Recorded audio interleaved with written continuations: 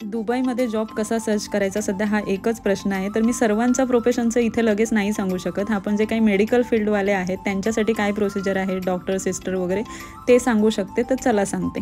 तर नमस्कार मंडळी, मी पूजा आणि सध्या मी जॉबसाठी असते अबुधाबीमध्ये आणि आपण घेतले सध्या 100 डेजचं चॅलेंज की आपण 100 दिवस सातत्याने व्हिडिओ टाकणार आहे.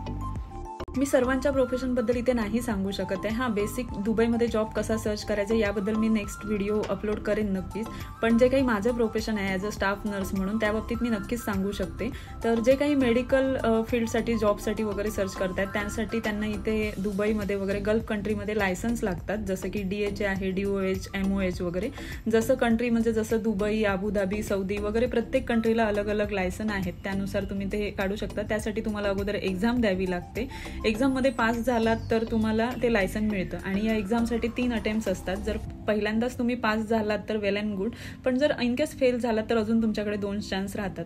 आणि याची प्रोसिजर खूप मोठी आहे. क्लाससाठी preparation, data flow, good standing वगैरेसाठी असे बरेच सर्टिफिकेट आपल्याला गोळा करावे लागतात. तर यासाठी एखादी अकॅडमी जॉईन केली तर बेटर राहतं, कारण फक्त आपल्याला पेमेंट करावं लागतं, बाकी ऑल प्रोसिजर तेच करतात.